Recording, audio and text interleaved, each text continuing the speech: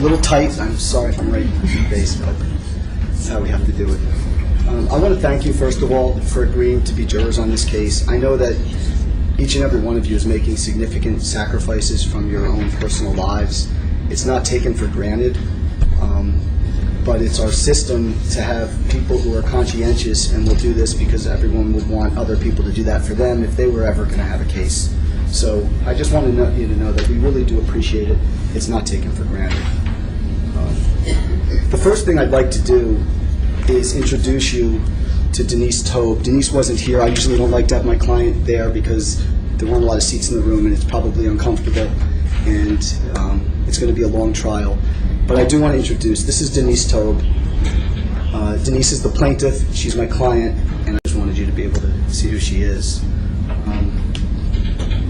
Denise's husband, David Tobe, died on August 23, 2009, and that's why we're here, and I'm going to talk about the case a little bit to you this morning. And after the opening statement, we're going to present to you an expert witness, Dr. Ozerkis, who is an expert and board certified in internal medicine, pulmonary medicine, critical care medicine, is going to talk about the medicine in great detail, which hopefully will cause me to talk less since I know he's going to speak right after us. I want to talk just for a second about the opportunity that you have, and I think you recognize that that's why you all agreed to do this and to change flights and change plans and do things with your families that probably aren't convenient and not easy. But you have an incredible opportunity, and I think you all recognize that, to render justice. And we are only going to ask you to really drill down on the facts, drill down on the credibility of the people that speak to you, and use your common sense. The facts in this case are sad but very straightforward. What occurred here is tragic but very straightforward and was very preventable. And it's my job to present that evidence to you and to really put people in front of you here who say they're going to tell the truth and they're going to tell you. And I ask you, hold the case that I put in front of you to a very high standard, please. If I say I'm going to prove something, ask yourself at the end, did he prove it? If I make a promise to you, hold me to it. Please do that. But please do the same thing to the defense. If they say someone's going to say something, see what they say. And if their witness says something on direct exam, see what they say on cross, and see where the evidence goes. I want to talk to you about some basic concepts first. I want to talk about the specifics. I wrote this up here, and that is the best my handwriting will ever get. This case is about medicine. And it sounds incredibly simple, but the practice of medicine really is a practice of systems. Doctors are taught from the beginning of medical school how to systematically approach problems and how to solve those problems. That's ultimately what doctors are doing, and that's what was supposed to happen here.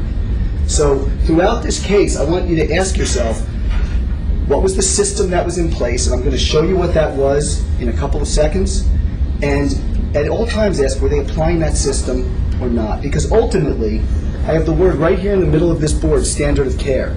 The standard of care is what should this doctor, and there's 3 doctors who are defendants, so each of them you look at individually, what should this doctor have done based on knowledge, skill, training, and experience? What should he have done to diagnose and treat David Tobe on August 23, 2009? Did he do what he was supposed to do? The evidence is going to be overwhelming that every one of the 3 defendants failed to do what he was supposed to do. That is negligence under the law. Diagnosis and treatment of a patient is nothing more and nothing more complicated at basic level than troubleshooting. And a lot of you do that in your basic lives. Problems pop up, and you have to say, okay, let's figure out what the problem is, and then let's figure out how to solve it. That's what doctors do. And again, the standard of care says you have to do that, and there are rules that apply. Again, they are taught the rules when they are trained. They're taught the rules, and they're supposed to follow those rules with every patient, every time. In this case, what you're going to hear about is a patient who was in the hospital being treated for a condition, the treatment was going well, and then there was what's called a change in status. something about his medical condition changed. When that happens, there are rules that say this is what you have to do to address that situation. And again, our day-to-day lives are perfect examples of what the doctors are supposed to be thinking. A change in status happens, it can be like a yellow light on the road. Slow down, use caution, let's figure out what's going on. Some changes in status are a red light. Some are a flashing red light saying, you gotta watch out, stop, there's something very serious here. Some changes in status start as a yellow light, and then things keep happening, and the light changes red. It's that simple. Unfortunately, when the light turned yellow, it wasn't recognized the way it should have been. Unfortunately, when the light turned red, and it was red for hours and hours, during which time Mr. Tobe's life could have been saved, the steps that should have been taken weren't taken. It's as simple as continuing to drive your car through a red light. That's really what is going on. Now, what is this rule? What is this tool that doctors use when you have a patient in a hospital and there's a problem that comes up? It's called differential diagnosis. And when you talk about a differential diagnosis, basically what you're doing is you're saying 1, 2, 3, and you're listing what are the potential causes of this problem. It's the first thing you do when you problem solve. And you're supposed to start with what's most likely, obviously. You have a lot of training as a doctor. What's the most likely? And also you have to add on there maybe something that's less likely, but is very, very serious. And if it turns out to be that, this can be very serious. It can be fatal. And what you're not going to hear, I don't think from any witness, is, well, maybe this doesn't happen that often, so you don't have to really think about it. Medicine doesn't let you do that. It says make your differential and include all the things that belong on there. And I'm going to fill in the differential in a couple of seconds and show you what was going on. And we're going to get to that. First thing I want to do before I get into the real nitty-gritty of the facts is, this is Exhibit 10A. It's not blown up too big, but I want to show you who David Tobe was. I want you to just see him. I want you to know what he looked like.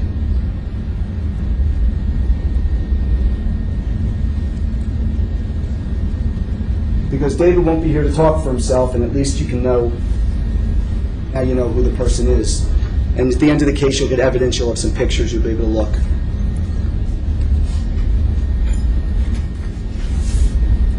On August 21st, 2009, David Tobe was 60 years old. David, out of high school, went into the U.S. Army. And he became a career Army man and spent, I think, 22 or 23 years. He was in Germany for a period of time. He was in Korea for a period of time. Had a military career.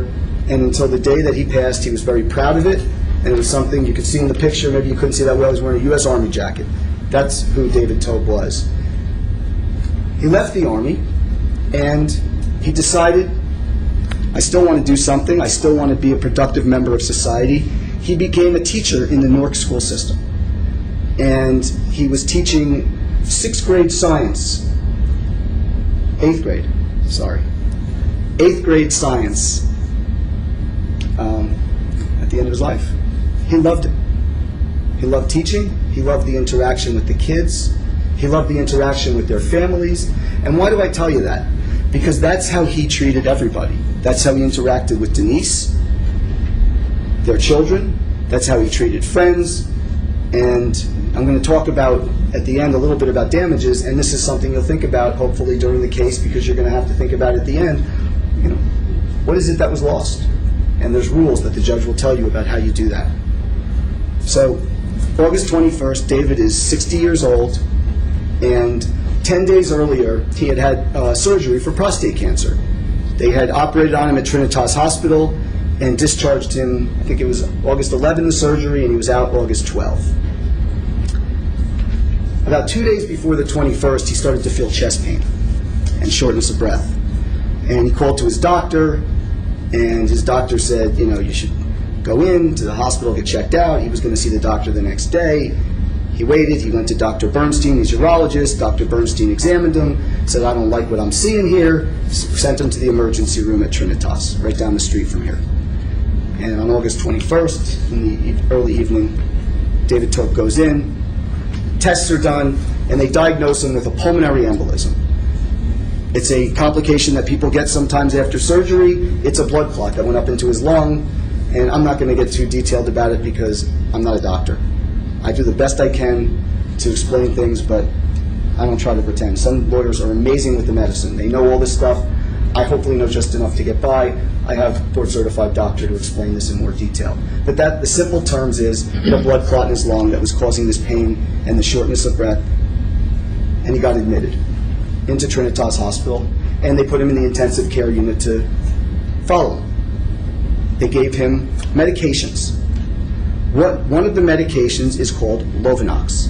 Lovenox is a blood thinner.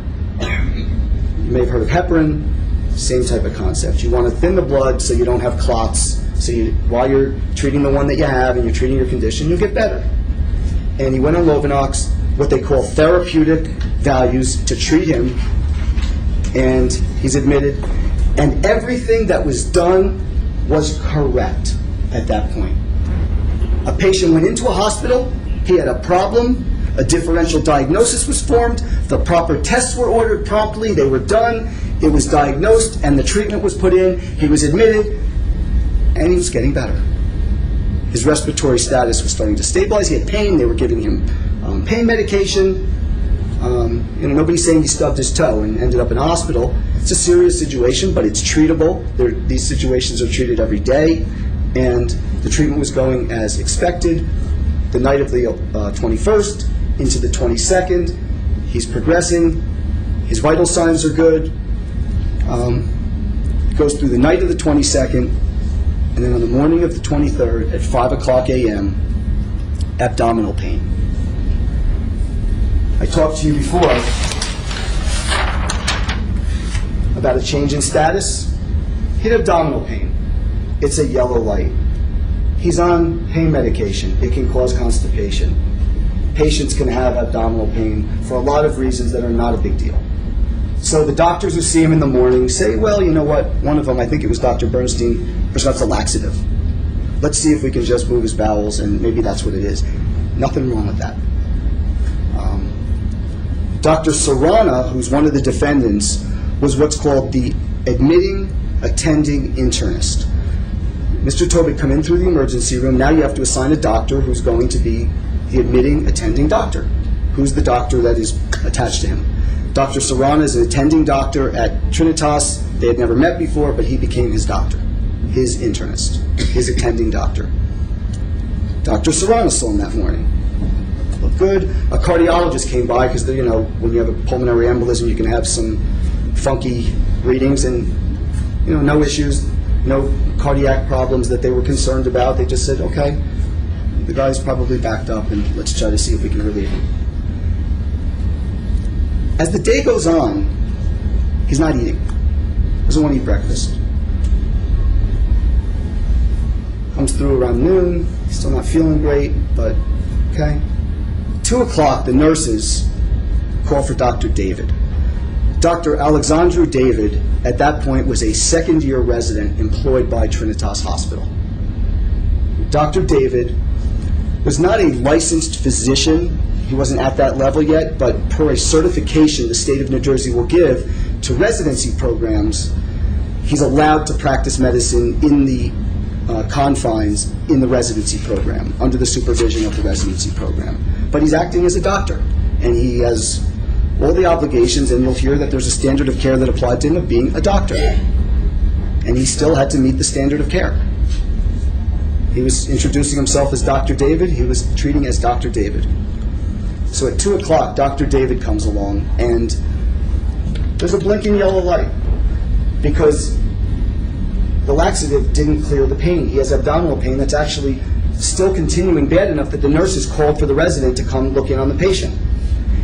One of the things the standard of care says is, read the chart. See what's been happening before. There's a problem. Let's know the history. How did we get here? Basic stuff. Basic stuff. And nobody's going to deny that Dr. David needed to do that. See what he looked like when he came in. See what his issues were. See what his vital signs were. See how he was feeling. See the progression. He orders a Fleet's enema which I guess is a more powerful way to try to get you to move your bowels and clear you out. He's thinking, well, they said constipation. I think it may be constipation. Let's see what happens. At that point, he has a differential diagnosis, which is pretty simple. Constipation, pretty benign stuff. And, okay. What he doesn't really look at is all the vital signs as carefully as he should have, because they were starting to drop a little bit. There were some signs that something was going on. Now, if you think something's wrong with someone's belly, there's something you can do that's really simple, and you can start to rule things in or rule things out, because part of the differential diagnosis process is do tests so you can cross things off, because eventually you're going to cross off enough things that hopefully one thing is left. Or you can do a test that's going to say, oh, it's got to be this. Got to be this. What do? You do an x-ray. And in the ICU, you can roll in the x-ray machine and do a portable flat plate x-ray of the abdomen right there and get a picture of it. Dr. David didn't do that. He knew he could. He knew it could give information. He didn't do it. I'm going to tell you things about what people thought and what they knew and what they did. It's not just me saying, I think this is what we're going to find out, because as the judge told you, we took depositions, and I deposed Dr. David a few years ago. So I know what he said he did and didn't do, because I've questioned him under oath, and you'll see clips of the video, because I videotaped his deposition. You'll see that at some point during the trial, parts of his deposition. What else can you do? If you see that there's some issues with the vital signs, it's the most simple thing in the world, a blood test. The last blood test done had been done at 5 o'clock in the morning. His hematocrit and his hemoglobin were a little lower. Nothing alarming, a little lower than they'd been before. But he knew it. He told me in the deposition, I knew that his blood levels had been a little lower. Doesn't order a blood test. Excuse me.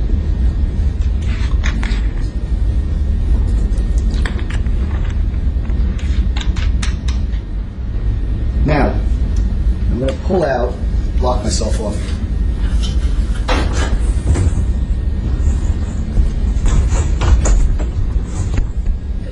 Can I just see counsel quickly for a second? Just one thing I forgot to tell you guys before we started out.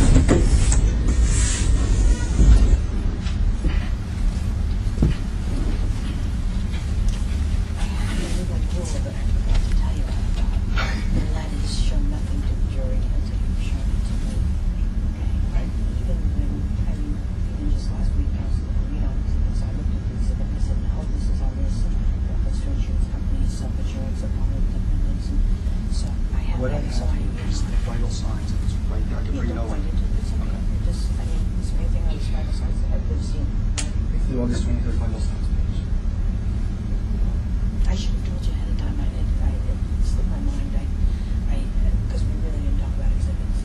So I like to see everything just in case. You know. Well, suspect it's all you just to show portions of the chart, except we want to see the stuff.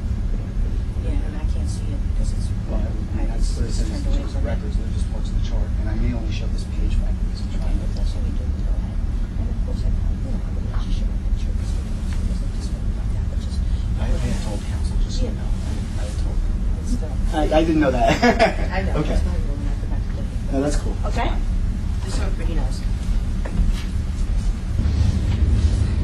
I just thought of something I forgot to mention to council. That could affect their openings. Just pay no attention to that, please. All right, let me squeeze through.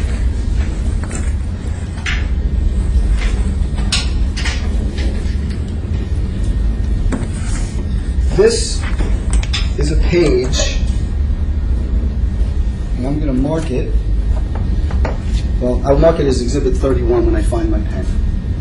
This is a page from the medical chart, and I base stamped the pages 183.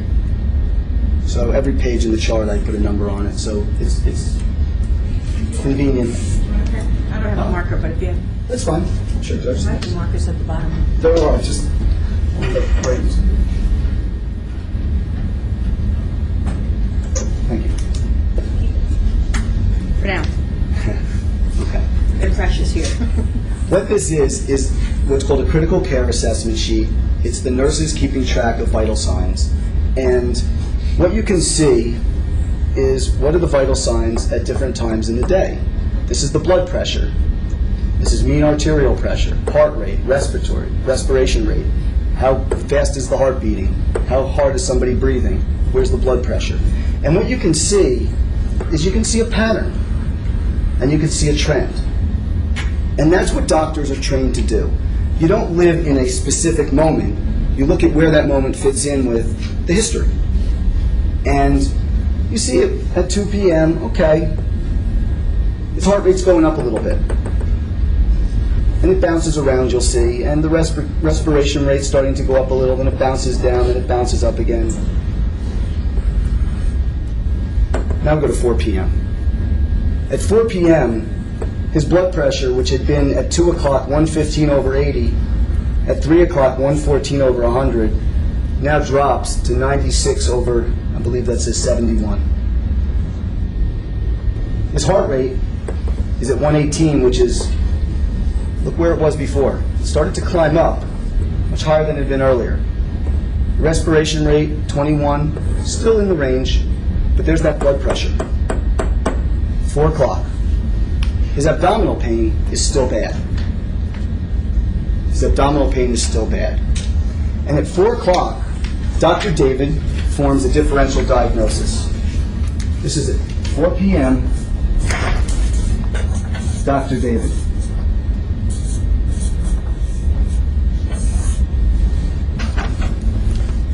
Ileus, obstruction,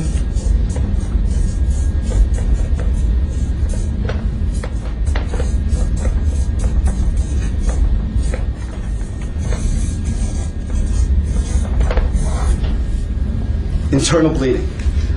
Why would you think of these things? Well, his belly is still bothering him. We've given him a laxative, we've given him an enema, he's still feeling bad, he's still not wanting to eat. This is a little bit of a paralyzed part of the intestine. Obstruction is something blocking it. It can happen. You're on pain medication. You're being treated in the hospital. It's a very easy way to find out if one of these things is happening. A flat, plain abdominal x-ray, which takes about 2 minutes to do. You get the results a little while longer, and you know, do we see that it's happening or not? Dr. David doesn't order an x-ray. Internal bleeding is on the list now because the blood pressure is dropping and he's on Lovenox. He's on a blood thinner. And every doctor knows, or should know, that one of the risks with Lovenox is you can end up with bleeding. Dr. Ozurkas is going to talk to you about that today. You're talking about ABCs of medicine here. What do you think if you're thinking internal bleeding? Remember I talked about differential diagnosis. You want to cross things off of here and figure out what's going on, especially something that could kill you. What would you want to do if you have internal bleeding as one of the things that you think might be going on? A blood test. No blood test ordered. No blood test. Now, just to jump ahead, there are defense lawyers and defense experts, and you're going to hear defense experts say, well, the standard of care didn't require an x-ray. It didn't require a blood test. And that's why I say to you, please stare at my witnesses and stare at theirs and say, does that make any sense? To say the standard of care doesn't require it? Why is this person saying that? What makes sense? Why would they say that? Because, you know, some of these defense experts, I depose them, well, it would be reasonable to order those tests. Yeah. You wouldn't criticize it. No, I wouldn't criticize it. So standard of care requires it. No, not standard of care. Ultimately, you're going to decide, based on the expert testimony, what makes sense. No tests. By the way, what else do you do when you think this might be going on? You start to give fluids. Person's blood pressure is dropping, and there's some fluids ordered. Not enough, not an adequate amount. So now you have a patient who's not getting some normal saline, not getting enough. And what happens now after 4 o'clock? 5 o'clock, the blood pressure drops more. The heart rate goes up a lot more. The respiration rate goes up a lot more. This is a patient that is in a shock state.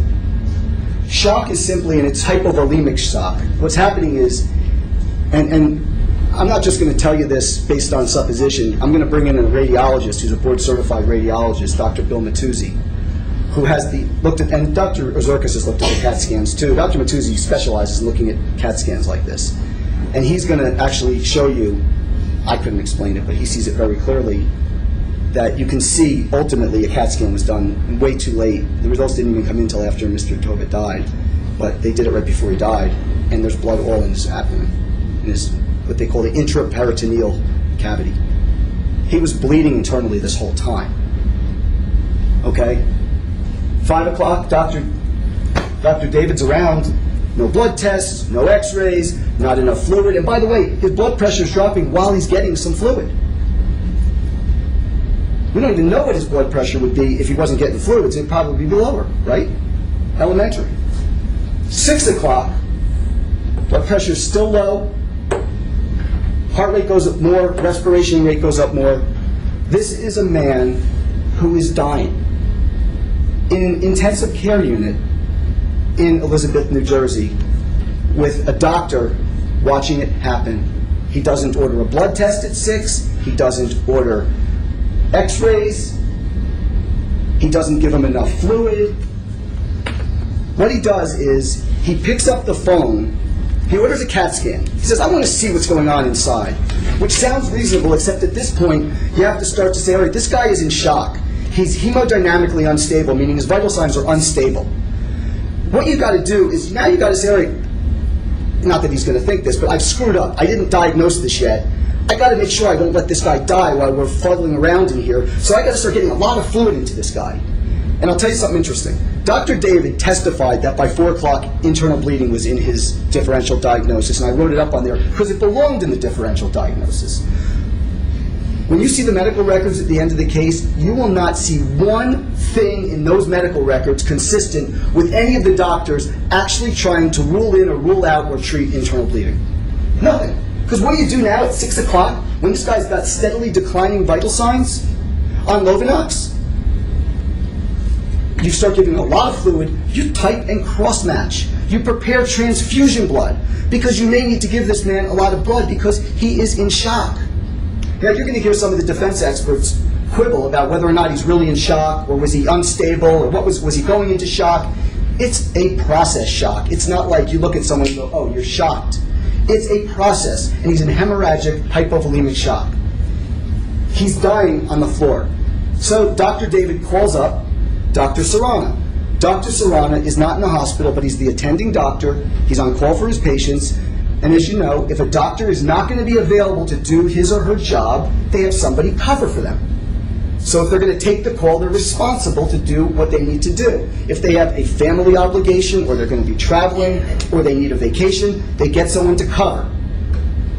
Dr. Serrana was either at home or had gone to some sort of a religious gathering with his family in his congregation for his religion.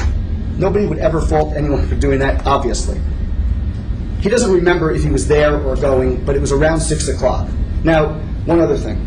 These things I'm telling you that Dr. David did, the only way we know about this stuff is because we look at the nursing notes and the orders. Because Dr. David never wrote progress notes. The standard of care says, you see the patient, you assess, you write what you did and what you saw, so other doctors can see that or nurses can see it, and there's a record. Dr. David, he didn't keep any progress notes. The only one he wrote was after David Tobe died.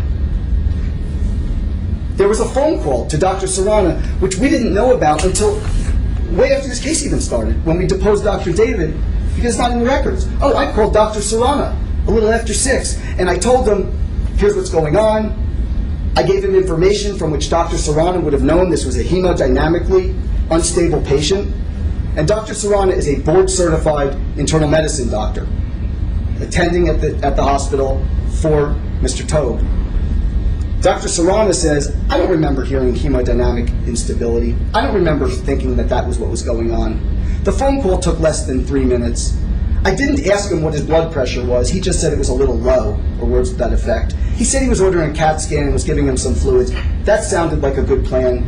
I knew he was in an intensive care unit, and I hung up. Less than 3 minutes.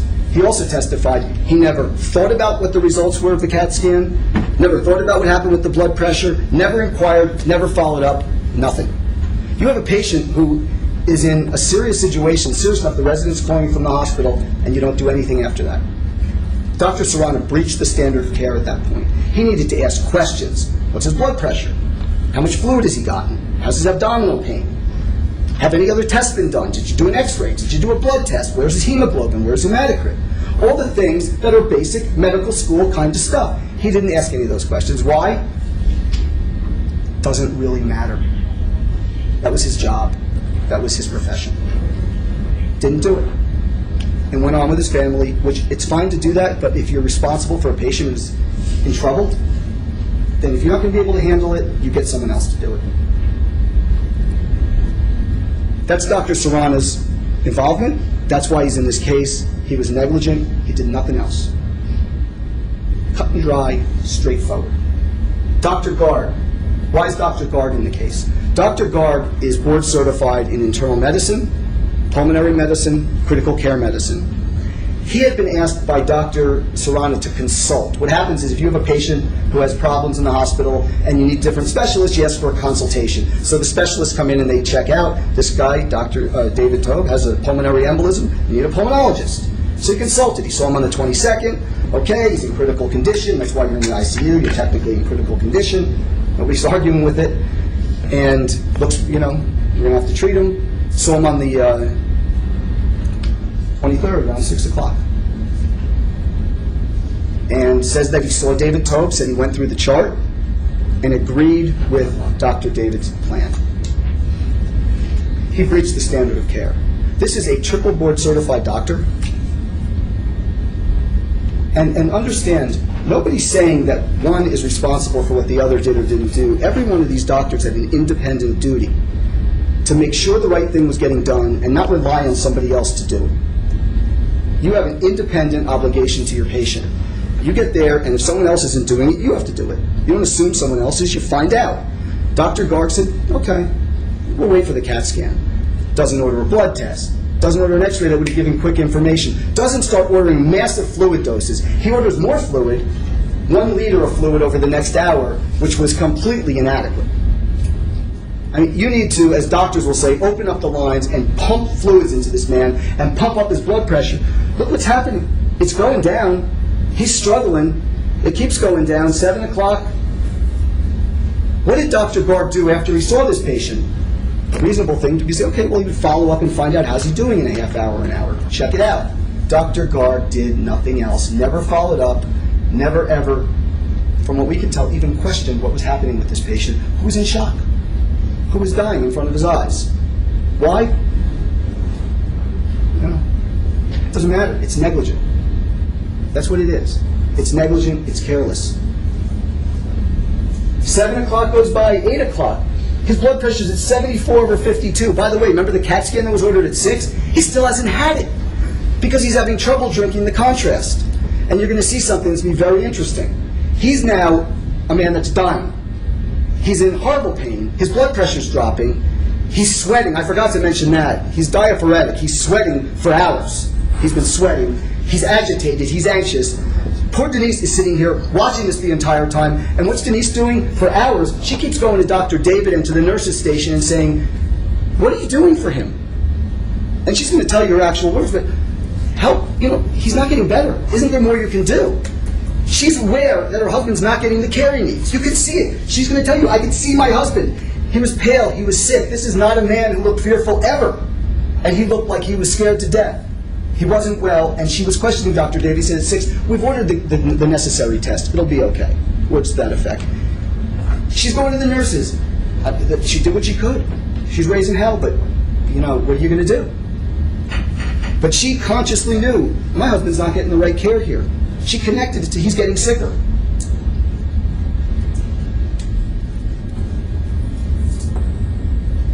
And we're going along, and the CAT scan's not getting done because David Tobe is having trouble drinking the contrast. Is that a surprise? Of course not.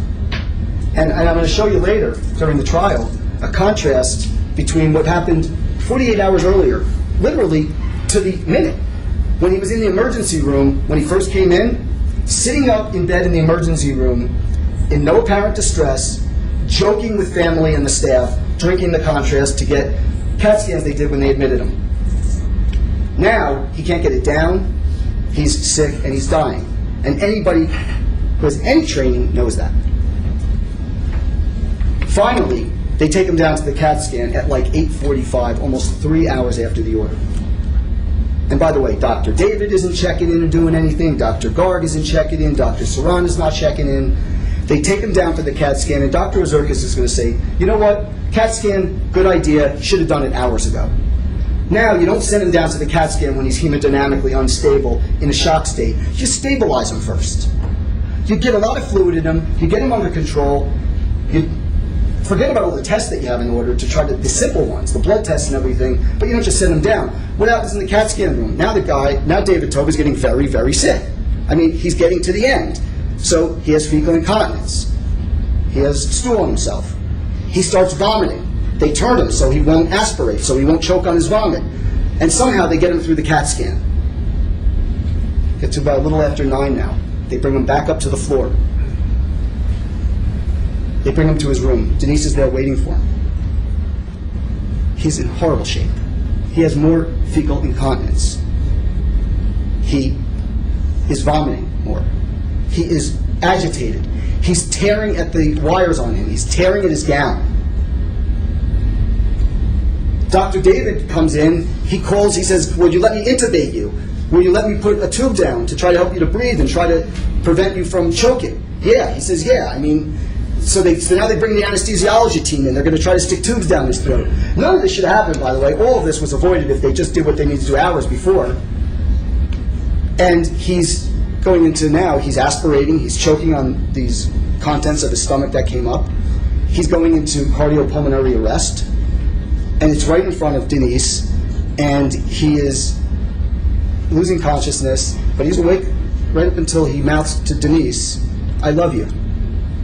And then he goes unconscious. And they call a code. And they bring the whole team in. And they can't save his life, and he dies.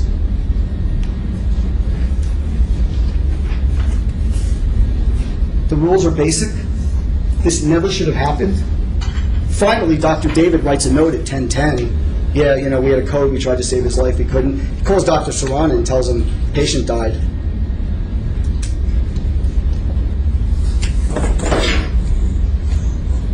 There's a simple rule. It's a simple rule. Lovenox plus abdominal pain. And by the way, I skipped over this, but you have abdominal pain because blood irritates the lining of the peritoneum. It hurts. It causes discomfort and pain. Plus low blood pressure, LBP, is abdominal bleeding.